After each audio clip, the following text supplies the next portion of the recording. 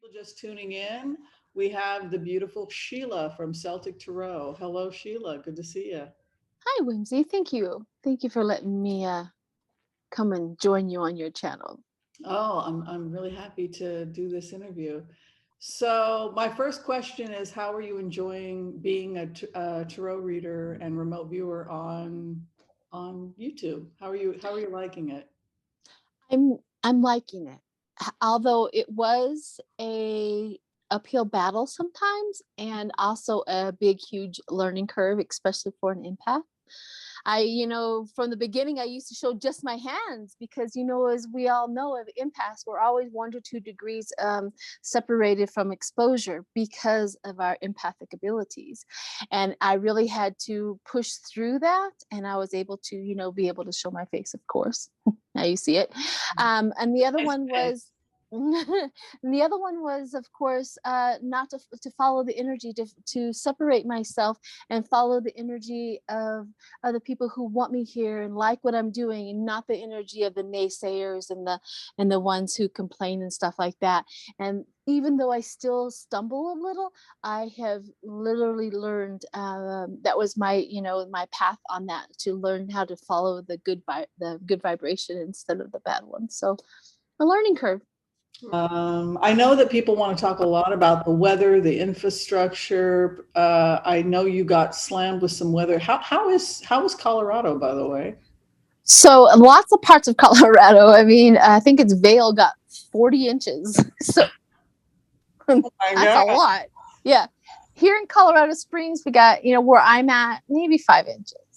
So it was very, very, if you go up a hill into the mountains, you got more. You go down, you got less. But also, it kind of skips over Colorado Springs because we're at the base of the mountains, and then it goes out into the plains where they can also accumulate a whole bunch. So it was just random, and people going north into Denver. Denver got hit pretty bad because Denver's a little ways away from the base of the mountains, so Denver got hit pretty bad.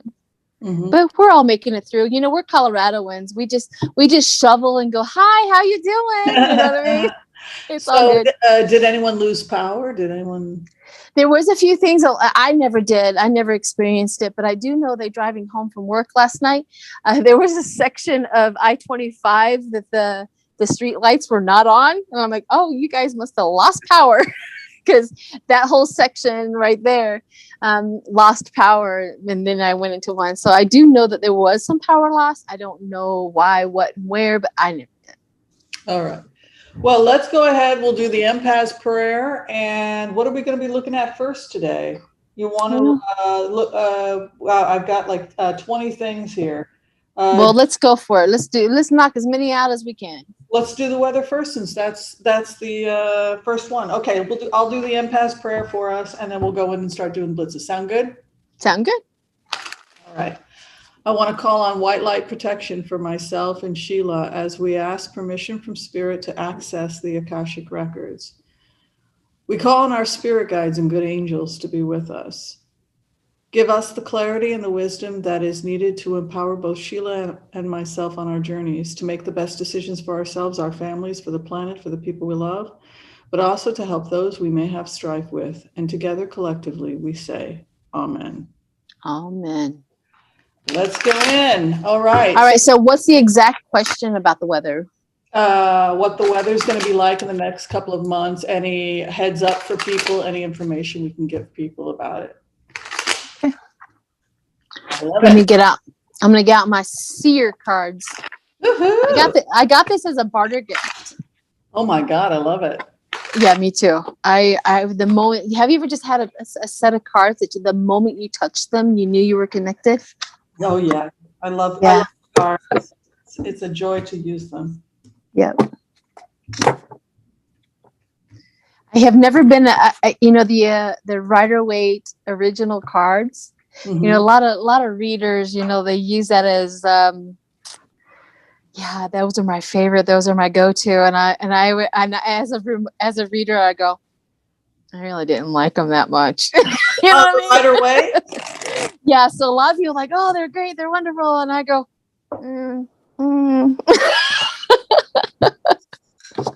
I don't know what's going on, but I do use them. I mean, I'm not opposed to using them.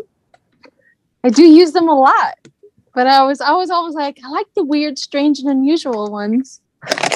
All right, let's see what the weather's going to be. There's nothing wrong with them. Please don't come for me and say the Rider Waite is the way to go. Don't do it. All right. So what did you get? I think there's going to be flooding. I think there's going to be people having to escape. The main problem is the flooding. You know, you can see it here. People having to leave due to flooding. It's Six of Swords, of course, being issues with water, rising waters, rocky waters in the background. If you're looking at a flood card for people who are just learning the tarot, absolutely, you can use the Six of Swords as a flood card.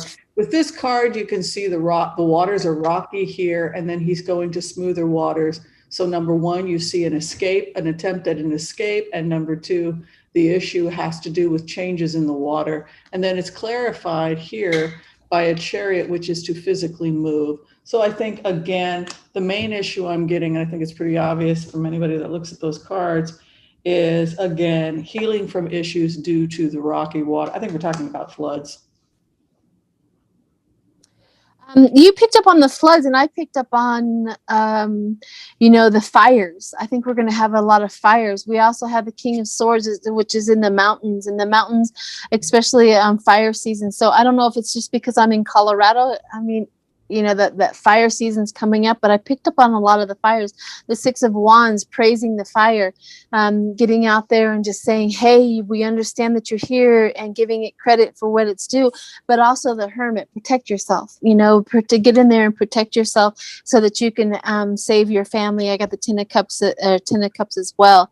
I also got the Hierophant, and if you look in these cards right here, the Hierophant is that person, and he's happy and he's wonderful, and looks like he just came out of meditation and the stairs into spirit. It is preparation. I honestly believe that preparation is the key. So he had to prepare himself to be connected with the spirit in the Hierophant, and so preparation is key. Always mitigate for fire. Always, make sure that you around your home is prepared for if there's ever a fire and things like that. Now, I wish that Colorado, we don't have floods, so not as much. However, we do have what we call after a fire. If it rains, we also have the running water, like you would see. But the Eight of Pentacles is always get prepared. Always get prepared. Buy what you need. Always have. I call it hoarding, but somebody says preparation. Preparation is a better word for it. But always be prepared for anything, like a flood or anything that you have. Always get that preparation. It just feels like we're going to need it, like the High Priestess. Please, please, please teach others and help them out. So yeah, I've always seen flooding and stress because of changes in the environment and how that was going to challenge existing infrastructures that we hadn't put a lot of attention into, like the dams in Maui, etc. But the thing that has always made me feel so hopeful and optimistic is, if you remember when I did the remote in February and I got so emotionally upset, and when I abided with Joe Biden, he said, we're broke from this, but we're going to be okay. Like, don't cry. We're going to be okay. That comforting that I got when I abided, when I did the remote technique with, Joe Biden had been the target, and he had been the person I'd been meditating on. And then we passed the 1.9 trillion. So I feel like all those stresses, look, we cannot change. As remote viewers, our job is to simply deliver the information. You'd agree with that, right, Sheila? I mean, it's like, I agree with that. We're not gods, even though people get mad about the remote view. So objectively speaking, it's kind of like what Sheila said, being a truth teller. You objectively, without emotion, you observe your body freaking out, like, oh my God, there's floods coming. But you stand back because theoretically, if you're in the remote state, like Sheila said, you're protected. So you stand back, you observe your body freaking out, you observe the flooding, and you document. I see flooding. I see rising waters. This is putting additional pressure on dams, which are not going to be able to handle the pressure. The levee's not going to be, you can be Debbie Downer, but I don't feel that way about the future, because I feel like, yes, those things are happening, but we've got $1.9 trillion to work with, and engineers, and the Army Corps of Engineers, and we've got Buttigieg in transportation. So yes, it's a lot of work. Yes, there's going to be difficult things happening if you are someone living in a flood zone or in any of these areas, basins, et cetera, that are going to be dealing with the flooding.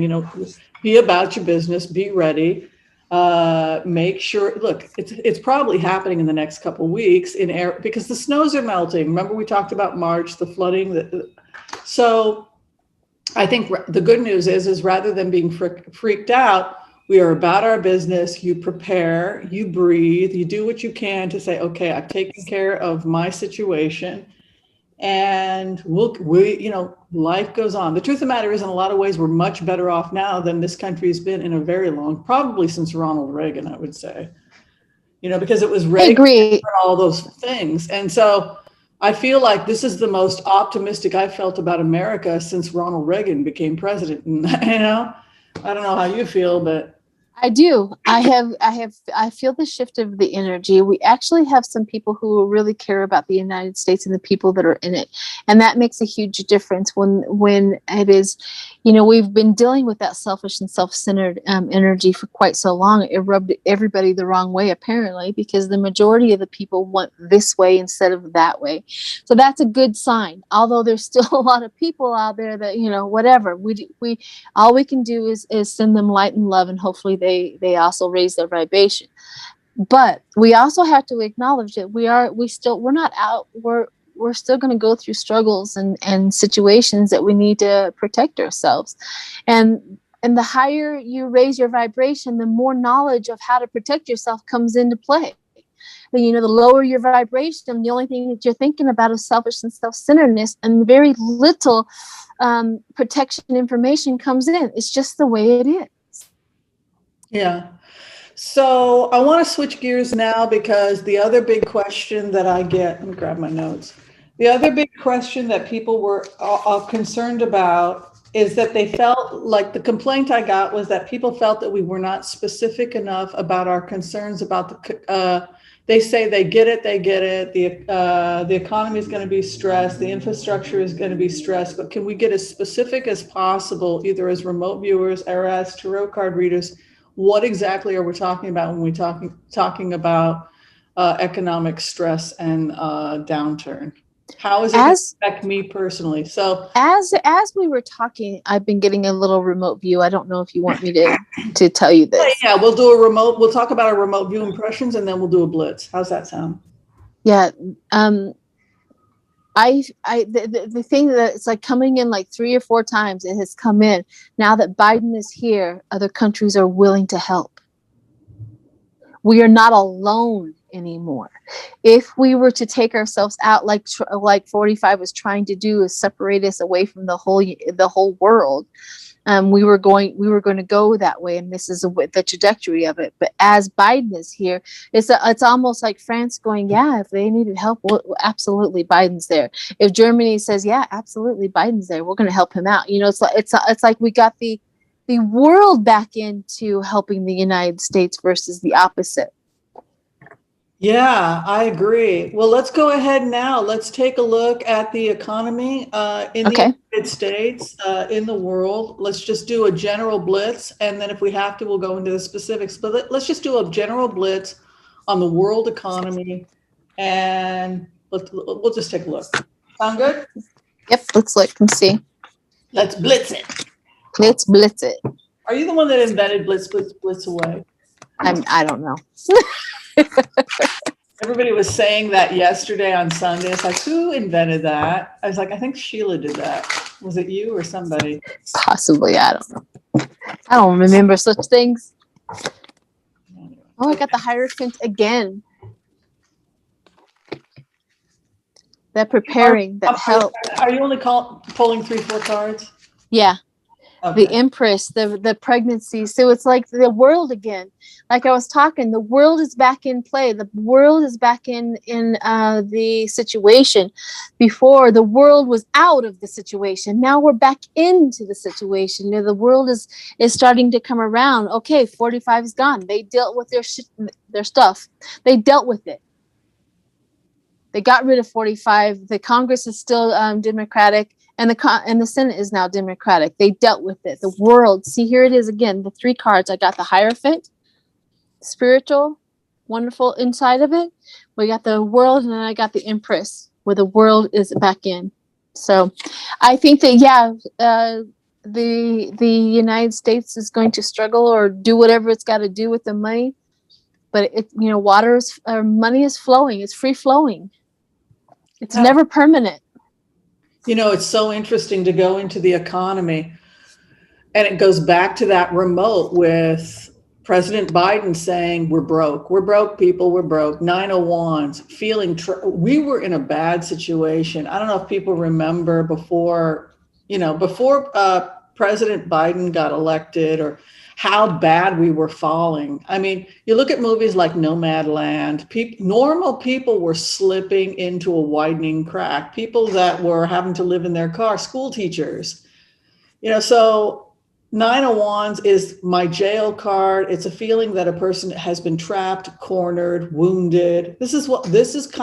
We were in a bad place. Over 500,000 people died.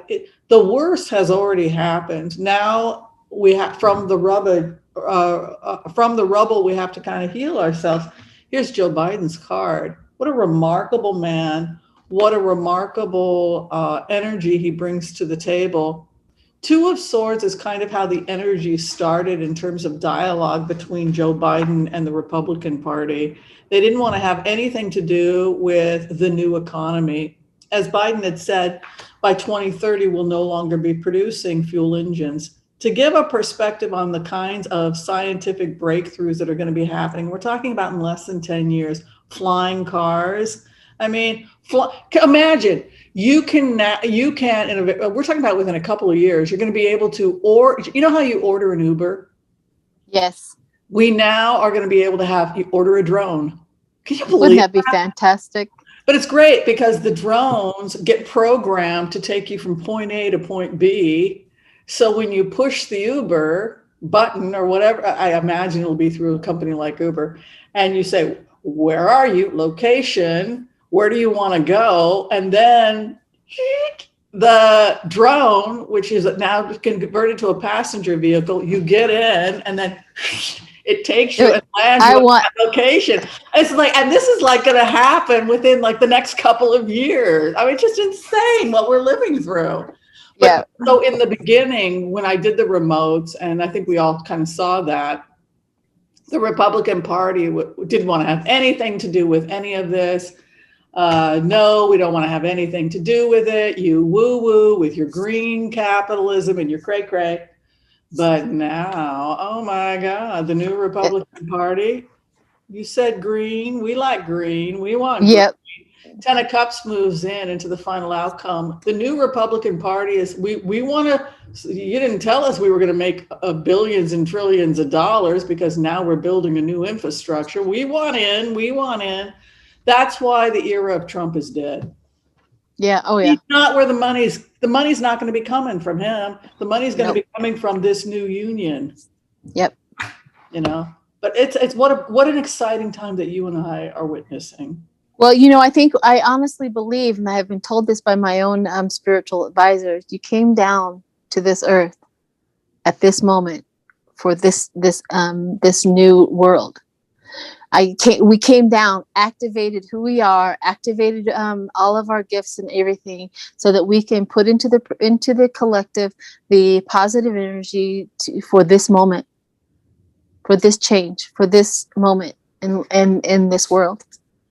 I can't wait till we get the flying cars, because I used to live in Los Angeles, and the only people that could afford a flying car, AKA a helicopter, is basically a flying car. I mean, because the traffic is so bad in LA, so people would just have a helicopter go land on their roof. And then they could bypass 30 miles worth of non-moving traffic. Only now, I'm telling you, being rich people with helicopters, we're all going to be able to afford a drone. To that'd be rent it fantastic. from point A to point B. So again, it just goes back to do not look. This economy is collapsing because it's a dinosaur economy. That old economy is collapsing. Look up to the future. That's right. Let go of the old ideas and go into the future. So collapsing is the best thing that it can happen to that economy, because we have to let go of it in order to get to where we need to go. So it's not like the worst thing that's happening to us. Yes, let it go. Let it go. Okay, so the next question regarding the future world, because I know you wanted to, we had talked, Sheila and I, before we did the interview, and one of the things she absolutely demanded from me is we've got to keep the vibration high, positive, and let people know how great the future is going to be. And of course it will be, because we are evolving towards perfection, right? Correct. Evolution, what happened with evolution? We developed something called the prefrontal cortex, right? A couple 100,000 years ago, that gives us the ability to stand back and look at our actions, right? Yes. So observance. So this part of our brain that is our higher self is becoming stronger, right? We're evolving towards perfection. And so I always want people to know that not only do we have hope in our future, but our destiny is to create heaven on earth. Correct. Can you talk a little bit now about the remote views that you've had about the future world? Have you ever followed the energy, Elon Musk? I love doing him. I love looking at the people for the future world. I go and I do remote views on Andrew Yang quite a bit. I do Microsoft founder Bill Gates, his involvement, Elon Musk. I think also Richard Branson is a big futurist, and he's a lot of fun. I don't necessarily have done it unlike a person, on that. My futuristic ideals and that dreaming state of what it's going to look like. And a lot of it, and I think I've mentioned this before, either on my channel or something like that, we're going to, let's see, pettiness has no place in the new future. Revenge, all of those low vibrating things. People who are very selfish and self-centered, they're going to not function very well in the future ideals that we have. You know why? Because it just doesn't fit into what we're doing. Have you ever watched Star Trek: The Next Generation?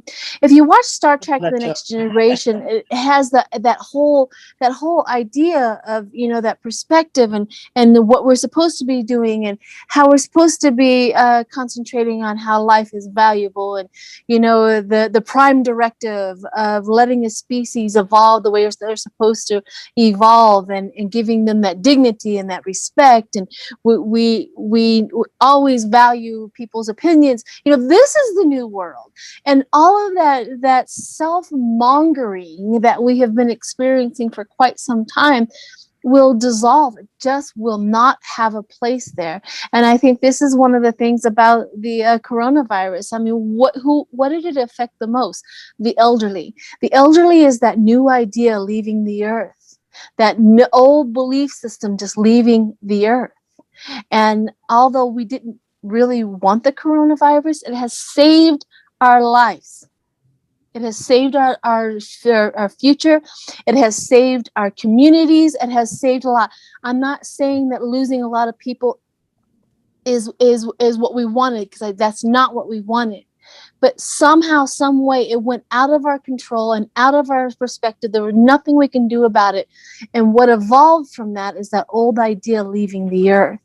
And we're coming in. I don't want you to be misunderstood, because I know what you're trying to say, and I can hear the criticism. She's not saying that coronavirus is good. She's not saying that it's good that over 500,000 people died. She's saying no, not at all. Horrible tragedy. But that Trump administration was horrible. The coronavirus was horrible. Correct. What happened? This is all horrible. But because of human nature, because of who we are as human beings, because of our humanity, we have not only have we saved ourselves, but we used this struggle to perfect the world. And I think that we have had to confront so many ugly things, racism. We have. You know, the confronting of it, yeah.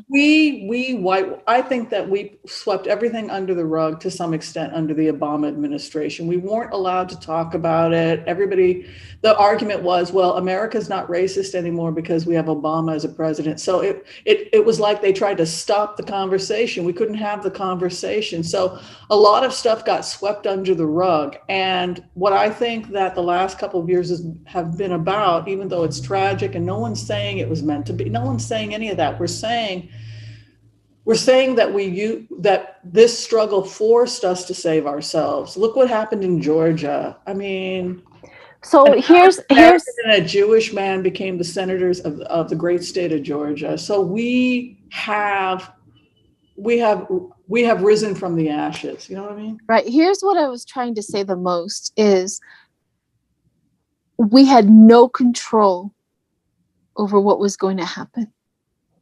However, if I am to believe that everything that happens in spirit's world is for the good of humanity, where can I see the silver lining in the most destructive virus that we've ever had?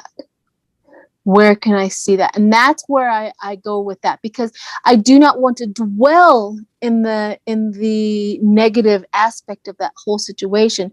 I want to pull out of it the good stuff and take that into the future. The good stuff is that the veil is gone. The absolute veil. There is no hiding. White supremacy is up front, up and available to deal with it. We have to deal with it. We have to deal with everything. We have to deal with this. We have to deal with that. What are we going to do with that in the future? And with the people who are enlightened and getting there? How are we going to take that? Yeah, that's what I was trying to say. Is I so agree with you. I think that those are such valuable points. You know, we don't pick to be abused. We don't pick to be victims. She's not saying that. She's an enlightened, educated woman. She's saying that because of our strength and our integrity as survivors, as human beings, because we come from the good, we return to the good because our fundamental nature is goodness. And I wholeheartily agree with you on that. Okay, so now people want to get to some blitzes on January 6th. We've talked about this in the past, but there are still so many unanswered questions. People want to know well, I know you've done remote viewings on it. So can you talk a little bit about how January 6th looked to you as a remote viewer? Were you able to remote view the event? Did you know the event was? I did. Yeah. Did you know the event was happening? And can you tell us a little bit about whether or not you thought it was staged, constructed, etc.? So here's what happened to me. You know, my Jackie, right? My Jackie, who I have, it's with me through all of this. I was doing. Her best friend is Jackie. She asked me for a reading. She lives up in Maine. Her and I have connected, and you know, I love her, and she's always there for me with information. So I was doing a live, and I was going into the energy of the 6th and stuff like that, and the things were coming, and I kind of just abruptly stopped because these cards were coming across horribly, and I was like, I cannot tell people that we're going to have, you know, civil war. You know, that was like an idea. I'm like, do I tell people that this is going to be horrible or what? So I just kind of stopped. I just kind of abruptly stopped. And I'm like, okay, I'm done. I got to go. And I get off and I was talking to Jackie and Jackie goes, what did you see? And I said, it's going to be horrible because the strength card came out, the fighting card that come out, all of these things. I said, whatever is going to happen on January 6th is going to be horrible. The only thing I regret is not maybe saying it out loud, but I saw it. And Jackie can attest to that, right? She goes, Sheila, you saw it because you texted me prior to. So I didn't know what to do with that kind of information. Is there anything I could do about it? No. Was there any, you know, what kind of crazy woman am I? Am I going to call up the FBI and say, hey, I just read some tarot cards and there's going to be a big problem? You know, I can't do that. So I didn't know what to do with that energy other than pray and send love and light to it. I honestly, I'm like, well, I hope I send it, for protection.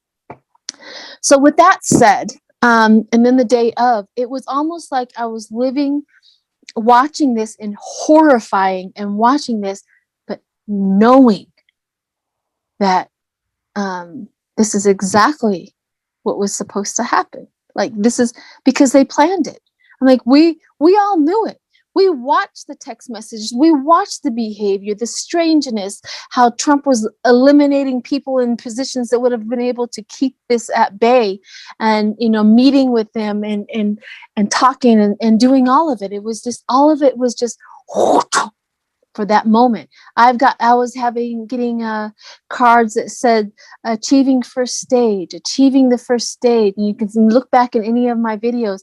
I don't understand achieving the first stage. This was achieving the first stage. The first stage was to take over the government so that they can continue on with what their agenda was.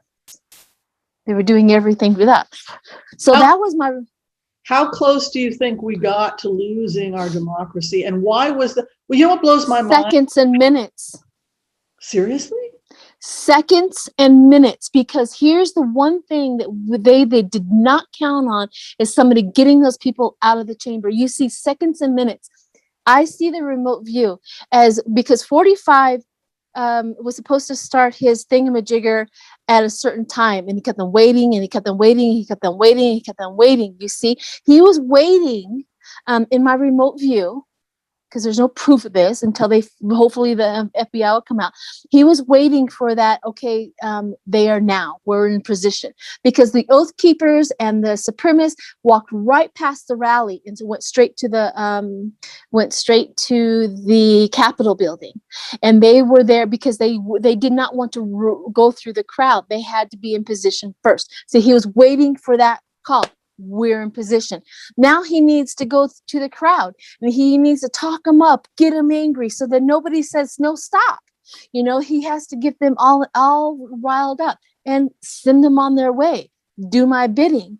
However, the one thing he did not count on is the people inside of the Capitol building having an agenda to save whoever is in there.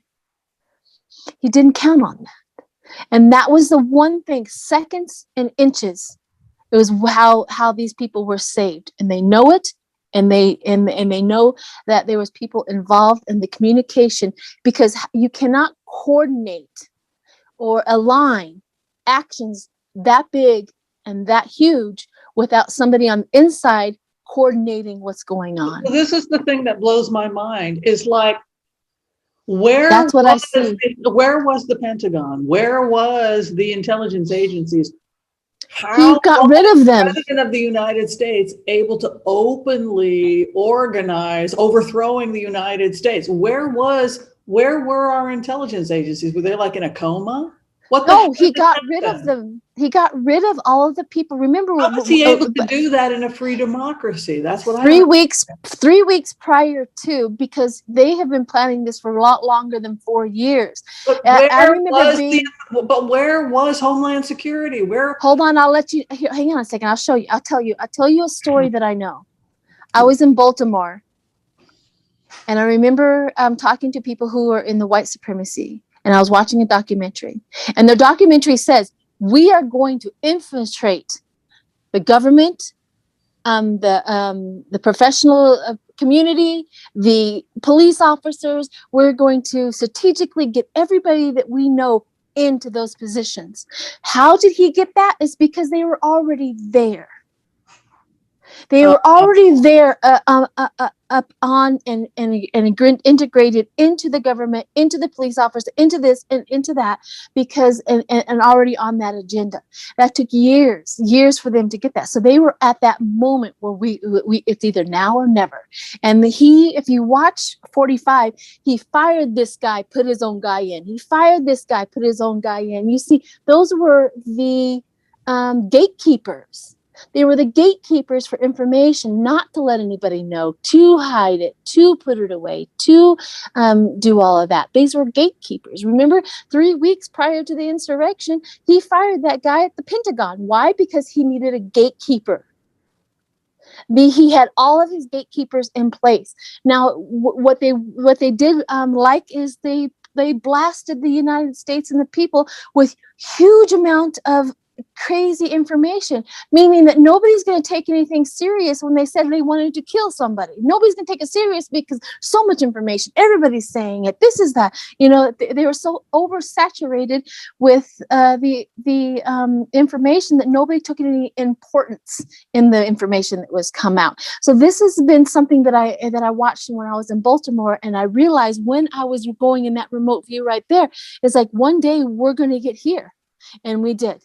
One day, this is what their goal has been for years and years and years, that they reconstructed themselves and they infiltrated most of our professional things so that they could have gatekeepers in every aspect of that. Now, they're still there. Biden administration and whatever they're doing is coming in. They have to get through them because now they have gone silent again.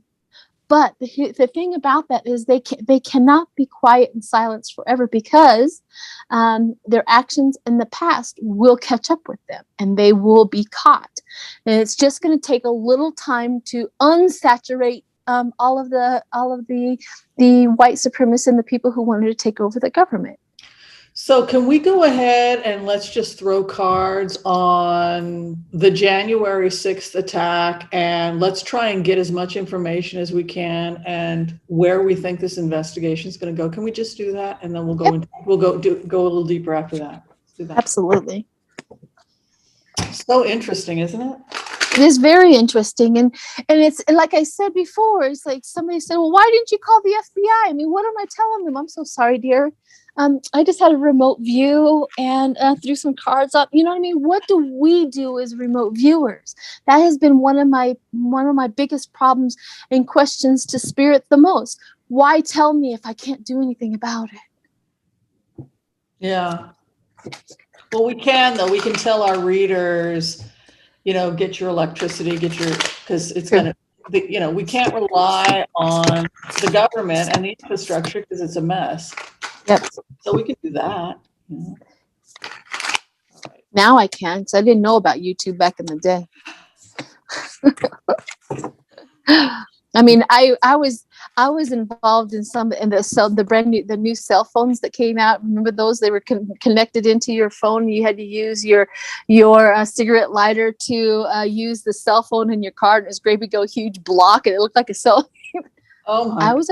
I was awake for that.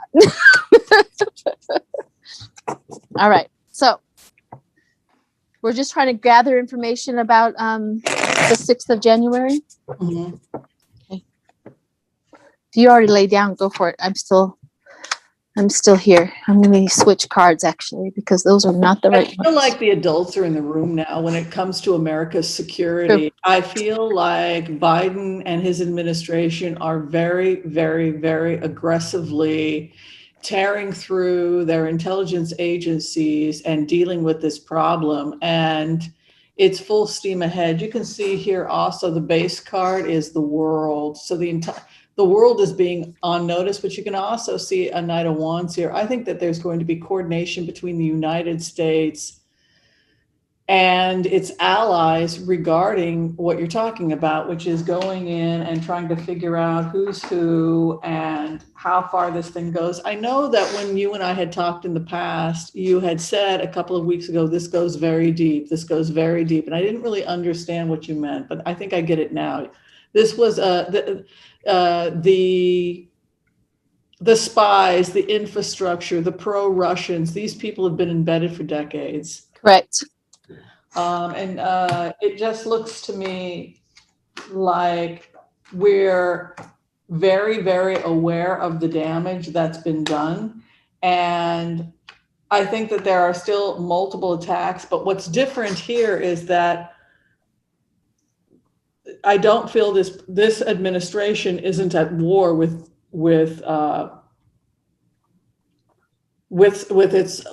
the nation's security. I don't feel that. I feel like we're back on track. We were back on track, but so much damage is done. I think that there's going to be a lot of reconstruction.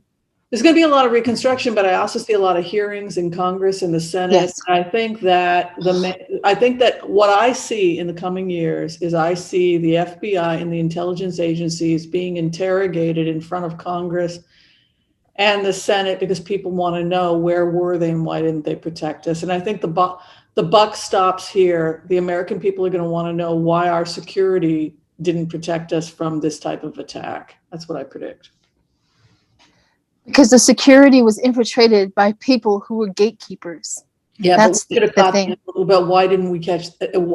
Why didn't we catch that? Why didn't we do better to secure our agencies? Okay, so I have get to a point where the Pentagon is not responding. I mean, that the president is openly meeting with white supremacists to discuss overthrowing the federal government. Did anybody think to make a phone call? I mean, yeah, see, that's the oversaturation of information. It's like the oversaturation of this. We cannot, as people, pull out the importance of that and say, hey, look at this, look. And everybody goes, who cares? They did this, they did that, they did this, they did that, they did this, and they did this. This is nothing.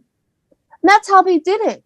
That's how we always do that. That's how an abuser does that to his wife.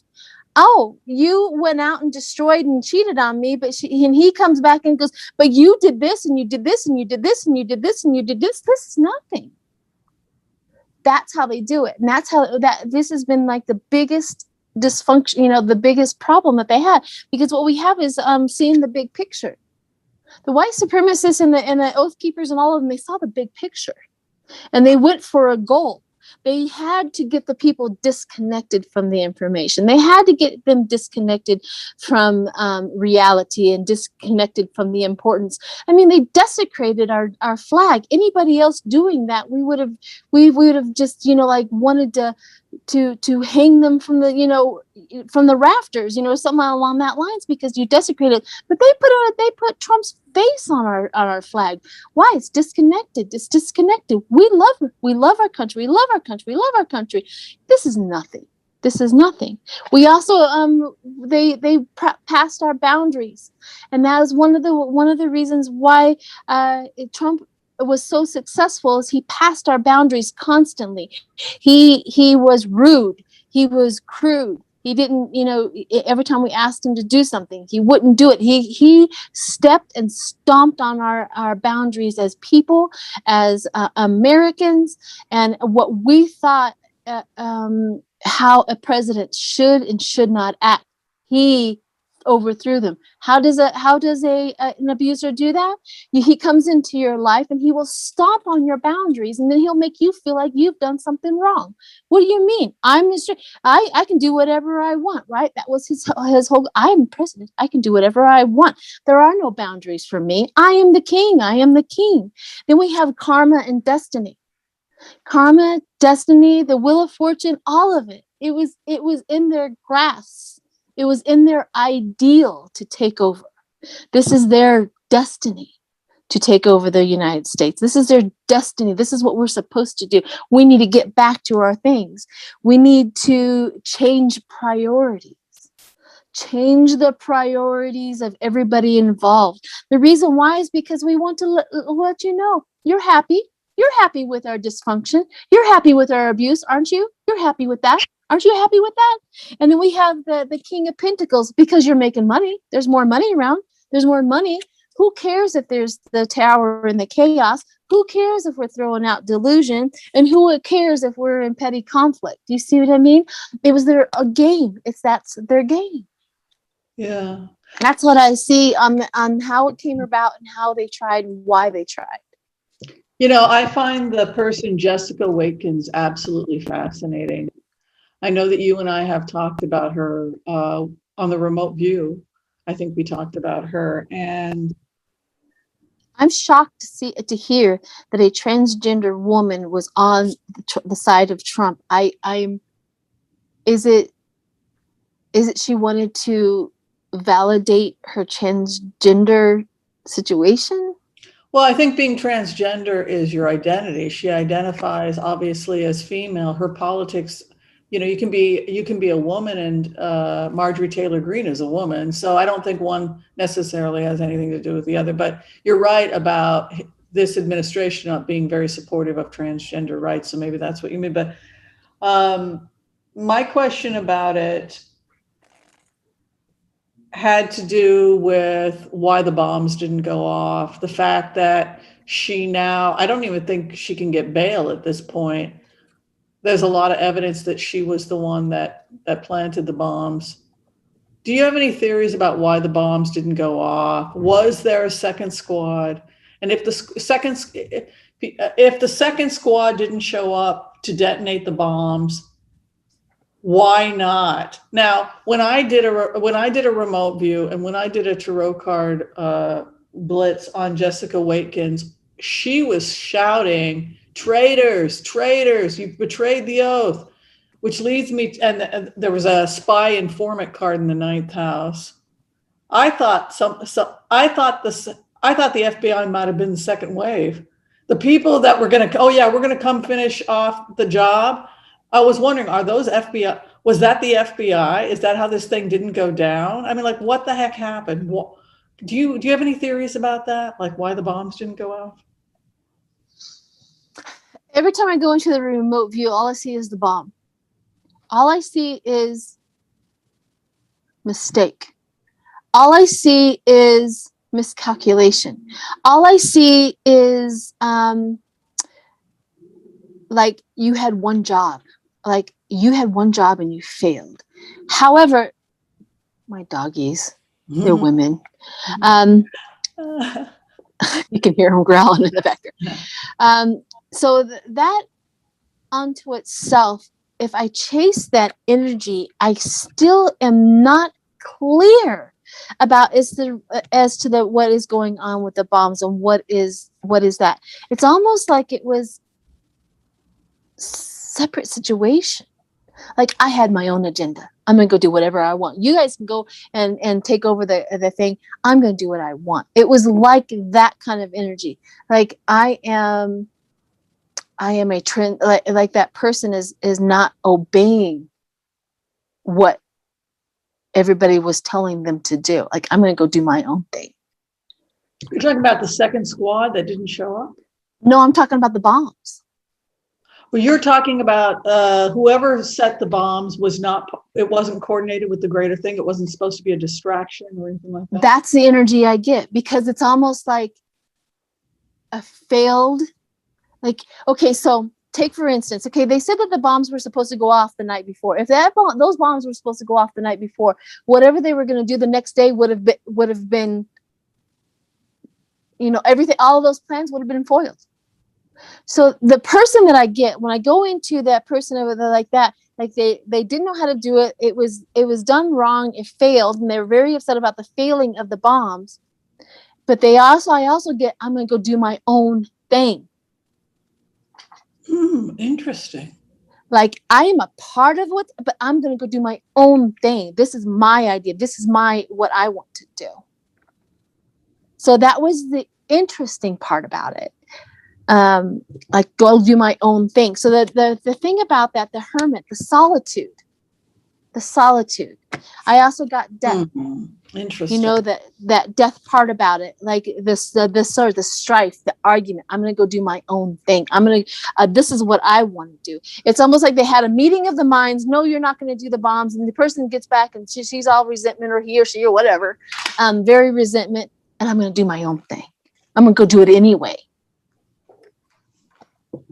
Because it would have foiled. It would have not, those plans did not mesh. That was the outlier of the whole situation. Do you see what I mean?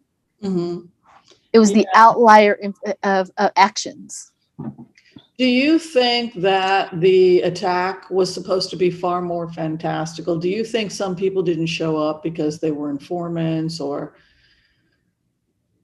do you think there's any truth to that? Or do you think it went down exactly how it was supposed to go down? I always have had the thought, that was poor planning.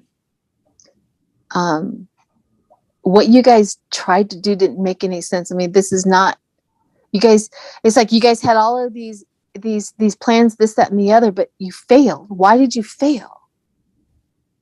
And possibly people backed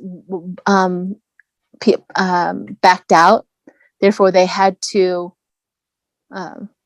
re-navigate what they're going to do. They had to make up plans on the spot. Mm-hmm. And that's what failed them the most, is that they had to, oh, well, we're just going to do it this way then, on the spot, like spontaneity. So you're saying that whether there were informants or a squad didn't show up, which, is irrelevant. The thing was so badly organized that was the main problem. Okay, Yeah. so I thought we would do one final throw, and this is the throw that's kind of related to January 6th in the sense that people want to know about the branch of the Republican Party that supports Donald Trump, Marjorie Taylor Greene, Boebert, is that her name, from Colorado, etc.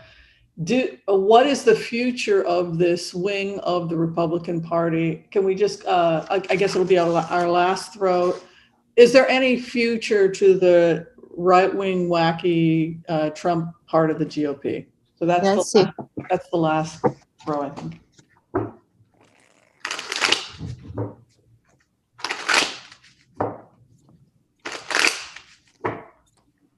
Future of the GOP, I guess, and the Marjorie Taylor Greenes of the world.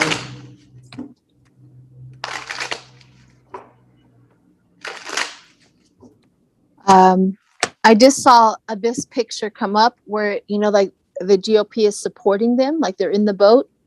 And I just literally saw this. The bottom goes out. Really? That was the vision I just got. Like looking at a trap door. You know how there's the trap door opens. And it's immediate and fast. The strength and power of the innocent. Stability comes into play. The Ace of Pentacles comes into opportunity. And then the Eight of Cups, letting go and withdraw. So I got the strength of the Six of Cups. The strength of the Six of Cups is that childhood, that innocence, that at home, that goodwill, that kindness. The strength of these two is what is going to take them down, because they don't play in the same sandbox as the kind kids. They just don't. And then we have the holding on. And then we have the opportunity and the security. So it is like the mean and stingy withholding. We also have the Ace of Pentacles, opportunity and prosperous, and then them, abandoning the situation, moving on. It's interesting. I was watching an interview with Alec Jones, and Alec Jones, in the middle of it, he just went off and said, "Damn," like they asked about Donald Trump, and Alec Jones said, "I'm so sick of that guy," and he walked off the interview. I think that the Republican Party and the people that were part of this right wing, the whole Newsmax, cray, they're so tired of Donald Trump. I mean, he's just old news. He is. He's like a fad. He's like a fad. They're off. Now they're looking for the new it kid. I feel like he's yesterday's news. And the other thing is, when I go into this energy, it's like Donald Trump is jealous of the other suitor, the other person Yeah. here. Who is that? What about me? What about me? I'm important. Actually, we're bored with you. We've got another little sexy coming over here. Look at this. Another man lover. Ooh. Correct. So we've hung up Trump, and now the GOP is moving on to this sexy new boy. So I think that it's kind of look, this is perfect Mitch McConnell. He doesn't cut the head off the beast with any kind of drama. He just sits there like the passive aggressive person he is and slowly strangles you. And that's what he's done to Trump. He has simply let the air out, and I think that Trump is yesterday's news. I do too. I think that it's all coming to a slow, painful death, figuratively. Wow. So this was a lot of fun. I Yes. just wanted to thank you for hanging with me and talking about being remote viewers and all that good stuff. Well, thank you for having me. Yeah, hopefully we can do it again. So for people who would like to get a reading with Sheila, I know you can book directly with her through GenBook. I do. So can I mention a little bit about that? Yeah, how do people book with you? So what's happened is as I am booked all the way to the end of May, and then I take the summer off because I have other activities like gardening and stuff like that I get done, and then I'll pick it back up in September. So September is already booked. I changed it. So I used to do the barter system and all that, which is wonderful and great and all of that, but I do need to transition out of that because eventually I'm not going to be working in this. I'll be doing this full time. And so I kind of do anything else. It looks like, I mean, do what? You're too busy to do anything but be a reader, I think. I know. So, well, I mean, that's the transition. The transition is going to be, so I have now a link underneath all of my videos where you can book, and it goes to a website where you can book. Right now, I have opened it up like October on. I think maybe the last day of September, you can still book. I've only opened it up for Mondays because I'm waiting to see the future and see what's going on. I'll probably open up a few more days. But for right now, they're going so fast. I mean, really, you got to get to with that. And other than that, that's how you do that. They're underneath all of my new videos. So be sure and check out Celtic Tarot with Sheila. It's a great, great channel. And be sure and join us on Fridays. This Friday, it will be 12. Is it 12 p.m. Pacific Standard Time? I think, well, that's 12 your time, but I think we were going to readjust the times. I got to talk to Tanya and see if that's okay with her. But we have Tanya Stingley. I don't know how to say her last, Stingley. I guess I could have asked her exactly how to pronounce that, but she's the one with the tea time with Tanya. She's a delight. Yeah, she's a delight. Well, I've already met her. I look forward to co-interviewing with you. All right. Thanks, love and light, everybody. Thank you for joining us, and we'll see you next time. Bye, everyone. Bye. Bye.